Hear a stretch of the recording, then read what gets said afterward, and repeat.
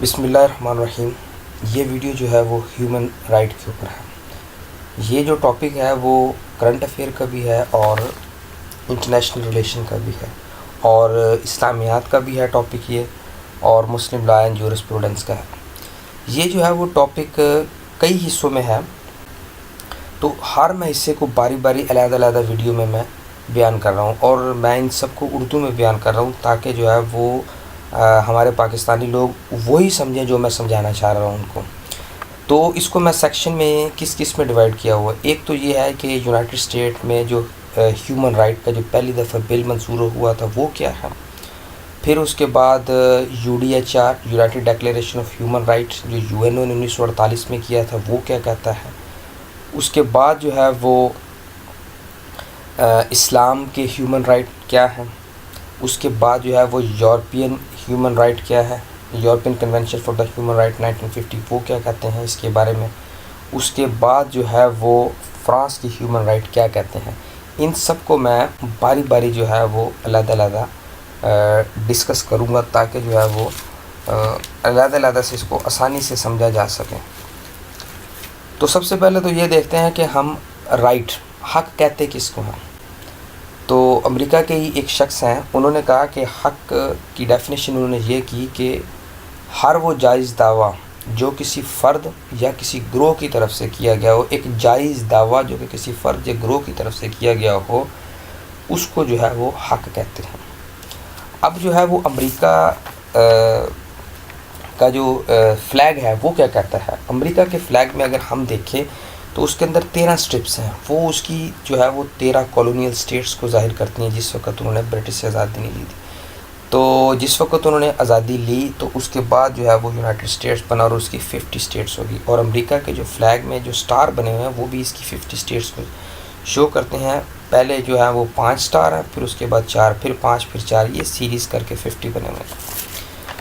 اچھا جی، اب جو ہے وہ ہم نے دیکھنا ہے کہ امریکہ نے جو ہے وہ بل آف رائٹس کیسے کیا۔ 25 ستمبر 1799 یعنی 1789 میں کانگریس نے جو ہے وہ لیجسلیشنز کے لیے جو ہے وہ لیجسلیشن کے لیے اس نے جو ہے وہ بھیج دیا، بل بھیج دیا لیجسلیشن کے لیے، کانگریس نے اسٹیٹ کو بھیج دیا۔ اس میں جو ہے وہ 12 امینڈمنٹ کی تھی۔ اب اس کی جو امینڈمنٹ 3 تھی، امینڈمنٹ نمبر 3 تھی، اس کی آگے 10 امینڈمنٹ تھی، ٹھیک ہے جی۔ تو اس 10 امینڈمنٹ کو جو ہے وہ 15 دسمبر 1791 کو منظور کر لیا گیا۔ تو یہ کس نے کی تھی؟ یہ پیش کی تھی ایک شخص نے جس کو جیم میڈیسن کہتے ہیں۔ انہوں نے جو ہے وہ بل آف رائٹ پیش کیا تھا، اور انہوں نے کہا تھا کہ ہمارا کانسٹیٹیوشن اس وقت تک مکمل نہیں ہے جب تک کہ وہ ہمارے شہریوں کو بیسک ہیومن لبرٹی نہ پرووائڈ کر دیں۔ یہ جو ہے وہ اس کا تھا۔ تو اب اس کے بل آف رائٹ کیا کہتا ہے، اس پہ جو ہے وہ پہلی امینڈمنٹ جو ہوئی تھی وہ کیا تھی، وہ کہتے تھے کہ فریڈم آف ریلیجین، دوسری امینڈمنٹ فریڈم آف سپیچ، تیسری امینڈمنٹ فریڈم آف پریس۔ وہ کہتے ہیں کہ کسی بھی شخص کو کوئی بھی مذہب اختیار کرنے کا حق ہے، ریاست اس کو فورس نہیں کرے گی کہ آپ عیسائی ہو جائیں، آپ یہودی ہو جائیں، آپ مسلمان ہو جائیں، ہر کسی کو اپنا حق ہے کہ وہ جو ہے وہ کچھ بھی اس کو لے لے۔ تو میں یہاں پر ویسے تھوڑی سی اسلام کو بتاتا ہوں۔ اللہ تعالیٰ نے قرآن میں فرمایا کہ تمہارے لیے تمہارا دین تو ان کے لیے ان کا دین، تو یہ اسلام سے یہ چیز امپورٹ کی گئی ہے بہرحال، لیکن جو ہے وہ یہ ان کا ایک اپنا ہے۔ تو میں ویسے اس پر ایک پوائنٹ آف ویو کا جو ہے وہ ظاہر کیا ہے، لیکن یہ انہوں نے اپنا بتایا ہے۔ تو فریڈم آف سپیچ، وہ کہتے ہیں کہ ہر شخص کو جو ہے وہ آزادی رائے سے گفتگو کرنے کا حق ہوگا، وہ آزادی سے گفتگو کر سکتا ہے۔ شرط یہ ہے کہ اس میں کسی کی رنگت کو مجروح نہ کیا جائے، کسی کے مذہب کو مجروح نہ کیا جائے، کسی کی نسل کو مجروح نہ کیا جائے، اور کسی کی ایتھنیسٹی کو یا کسی کی ٹیریٹوریلٹی کو یا کسی کے علاقے کے لوگوں کے جذبات کو مجروح نہ کیا جائے۔ تو یہ چیزیں تھیں۔ اس کے بعد امینڈمنٹ نمبر 2 کیا تھی، اس میں تھا کہ رائٹ ٹو بیئر آرمز، ہر شخص کو جو ہے وہ اسلحہ رکھنے کی اجازت ہوگی۔ وہ کہتے ہیں کہ فری اسٹیٹ کی جو ہے وہ آزاد ریاست کی سیکورٹی کے لیے یہ ہونا چاہیے کہ ہر شخص کو جو ہے وہ اسلحہ رکھنے کی اجازت ہو۔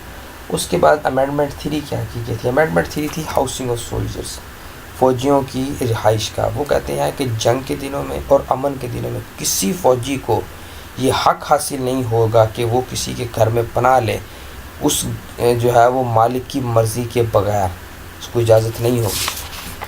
اس کے بعد جو ہے وہ امینڈمنٹ نمبر 4 کیا کہتی ہے؟ امینڈمنٹ نمبر 4 کہتی ہے کہ سرچ اینڈ اریسٹ وارنٹس، وہ کہتے ہیں کہ ریاست کے جو ہے وہ قانونی ادارے کسی بھی شخص کے گھر جو ہے وہ اس کے ذاتی جو شخصی حقوق ہوتے ہیں وہ اس کو مجروح نہیں کر سکتے، وہ اس کے گھر کی تلاشی نہیں لے سکتے، وہ اس کی خط و کتابت کی تلاشی نہیں لے سکتے، ٹھیک ہے جی، جب تک کہ اس کو جو ہے وہ سرچ وارنٹ نہ ریاست کی طرف سے دے دیے گئے ہوں تب تک جو ہے وہ اس کو کسی کے گھر میں داخل ہونے کی اجازت نہیں ہے۔ پھر اس کے بعد رائٹ ان کریمنل کیسز، جو ہے وہ فوجداری کے معاملات میں یا کیسز میں اس کے کیا حقوق ہیں؟ وہ کہتے ہیں کسی بھی شخص کو وہ جو ہے یہ حق نہیں حاصل کہ اس کا بغیر ایف آئی آر کے اس کا ایف آئی آر میں نام بھی نہ ہو اور آپ اس کو جو ہے وہ جواب دہی کے لیے جو ہے وہ ٹارچر کریں۔ اس کے بعد 6ٹھی امینڈمنٹ کیا کہتی ہے؟ 6ٹھی امینڈمنٹ کہتی ہے right to a fair trial. وہ کہتا ہے کہ تمام کرمنل پرسیکیوشن میں، ٹھیک ہے جی، ملزم کو یہ حق حاصل ہوگا کہ وہ ایک آزاد جیوری جو کہ امپارشل جیوری ہو وہ اختیار کر سکتا ہے۔